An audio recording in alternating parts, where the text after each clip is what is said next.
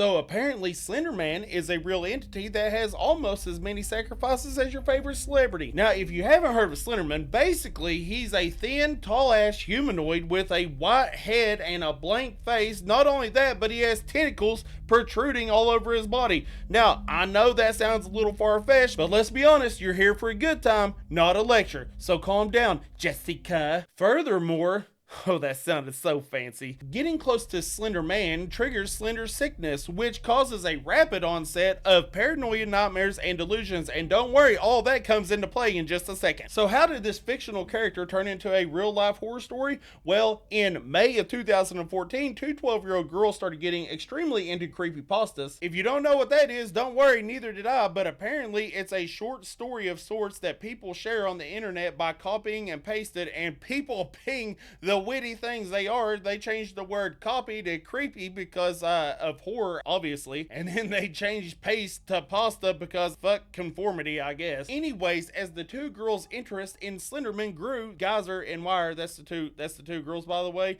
they both started to believe the character was real and would hurt them and their families if they did not offer him a sacrifice. Now here is where we introduce the third party to this shit show, and that would be 12-year-old Lutner, who for all intents and purposes was part of the best friend group until freaking Slender Dick showed up and ruined it all. So the two little shitheads devised a plan. They were going to have a slumber party and wait on Lutner to fall asleep, and when she did, they were going to sneak over to her bed, slowly pull the covers down, and draw wieners on her face.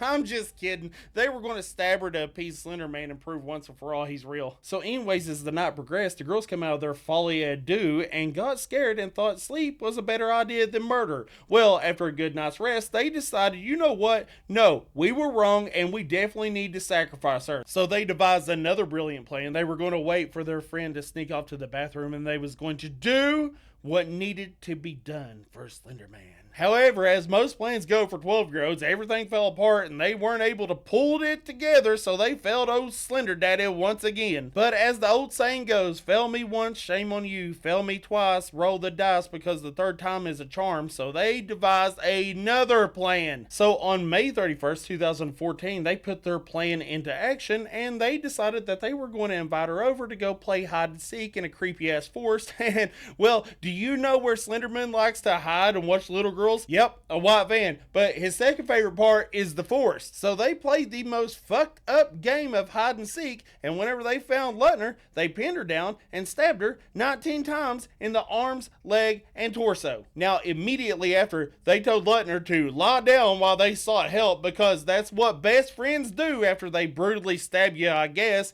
And you know what they did? They didn't. No, they didn't. So Lutner, bleeding out, believing in her friends, laid there and freaking died.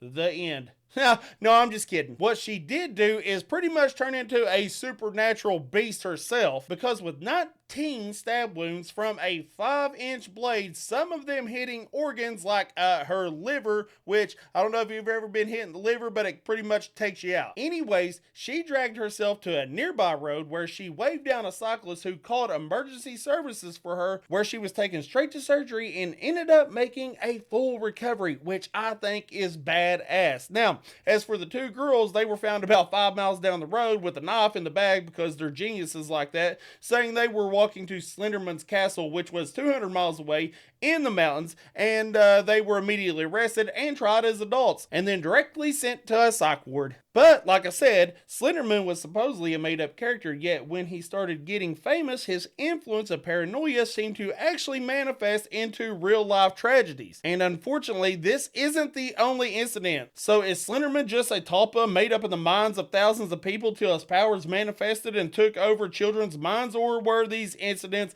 bound to happen, whether it was through Slenderman or freaking Barney? Which, by the way, I have some creepy freaking lore about his purple ass too. Anyways, I thought that was pretty freaking weird, and I thought you all would enjoy it. So, okay, I hope you all have a great day.